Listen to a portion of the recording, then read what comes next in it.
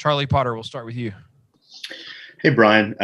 Just going into this second scrimmage, what's the biggest difference between the first and the second, and what do you want to maybe, I guess, improve on from the first to the second scrimmage? The one thing we want to pull away from the second scrimmage is just obviously you want to see progression, on both sides of the ball. I would say mainly on the offensive side of the ball. I feel like we should make, a huge step from the first scrimmage to the second scrimmage, and I just want to see guys, go out there and compete, which we always do, just kind of compete at a higher level, to kind of see, where our team is, kind of at the end of the spring compared to, where we started in the spring. And so the biggest thing I want to see out of this next scrimmage is just, progression from the first scrimmage. Go to Tony Sakalas. Tony, go ahead. Hey, Brian. I just wanted to know, what have you seen from Jace McClellan this offseason and also last season as well? And just what are you expecting from him moving forward? Oh, yeah, Jace has been hard work, ever since he, came in. He came in with a loaded backfield. He came in with a few guys in his same class, and, he worked his tail off and, kind of created himself an opportunity last year, and which he's done, this spring. So the biggest thing for Jace, to kind of, keep working, with the loaded backfield that we have, as long as he keep working, I feel like he'll have a strong opportunity to, show people what he can do this year too. Okay, we'll go to Michael Casagrande with AL.com. You guys are 10, 11 practices into the spring. What's the biggest difference you've seen from the first to the 10th in this offense? Where have you guys come the furthest? Just really the way guys are competing. We have a lot of fill-ins in places where some significant people left this past season. So just seeing the progression from guys from the first practice to the 10th practice, and guys learning how to compete against each other, and how what it takes to be a good team, and how we need to go out there and work every day. So just seeing that progression from those guys is exciting.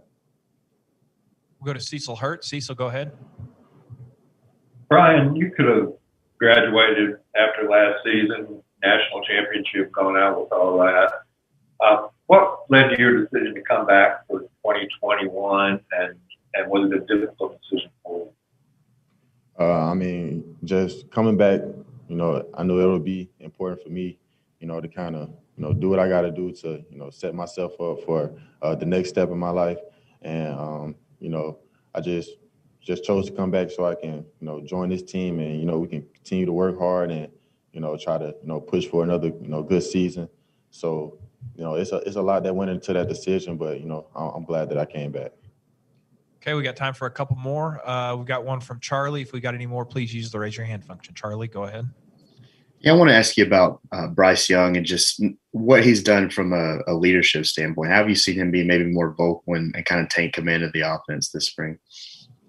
Bryce has definitely stepped into his shoes. He accepted the fact that he would being a quarterback, and he had to be one of the most vocal guys on the offensive side of the ball, and he's been doing a great job with that. And just me, being beside him, I just try to make sure I continue to just make sure that he's understanding everything that's going on around him, and with me having the experience that I have in the backfield, just help him understand things, and him also helping me kind of understand what's going on around me more anyway. So the biggest thing for Bryce is to continue to grow as a leader, and he'll be great. Go to James Fletcher. Yeah, hey, Brian. You've shared the backfield with some great running backs, and I was just wondering, who are some of the guys that have kind of mentored you along the way and helped in your development? And then how has that influenced the way that you've taken a leadership role this year with some of the young guys? Like once I started getting recruited, I used to, be around Derrick Henry a lot, and just watching how he did things around here and how he approached every practice and every game.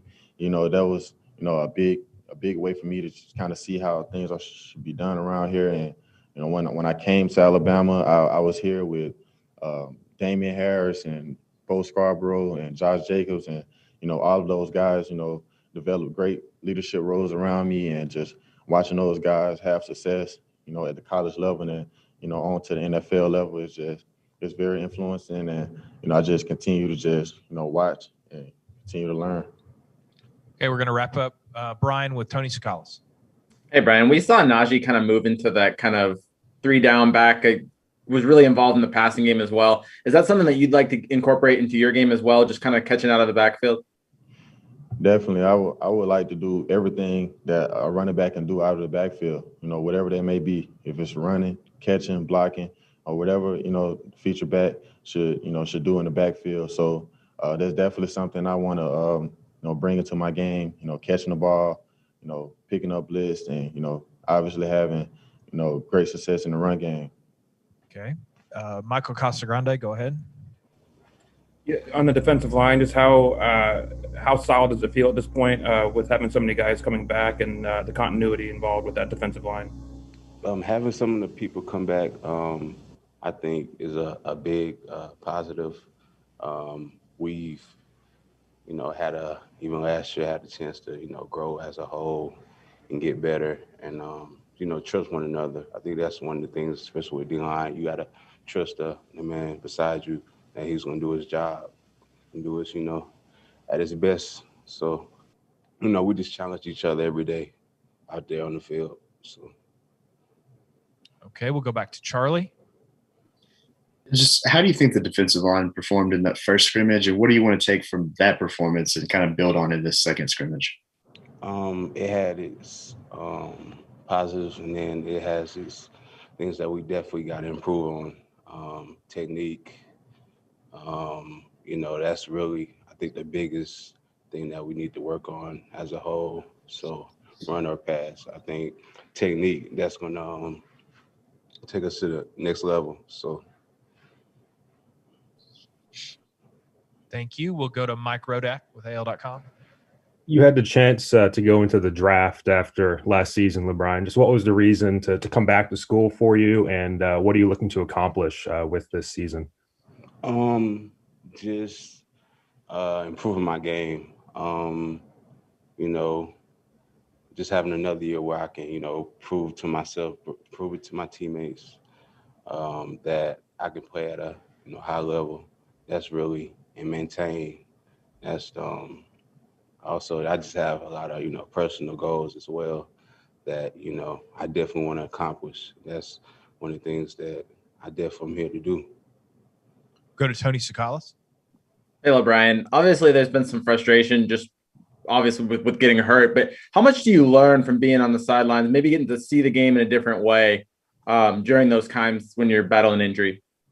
I think I learned a lot. It's something, every player, they have their injuries. So, just in that, time frame, I think you kind of take that role of being like an extra eyes, like an extra coach out there. So, it's, things that you might see that the people on the field, don't. So you bring it up to them so that, it helps the D-line, it helps the team itself. So really just making the most out of it, really. Okay, and it looks like we'll wrap up with Charlie Potter. Charlie, go ahead. Yeah, LaBryan, I know you were a leader last year, but with so many guys moving on, especially all 4 captains from last year's team, just how important is that for you to step up, especially for the guys on the defense with those guys on offense leaving? It's definitely important for me. I definitely took my time and, had to deal with a lot of things. I think now it's that time to, take it to the next level and, be a leader that I should be. All right, LaBryan, that'll wrap you up, guys. Thank you.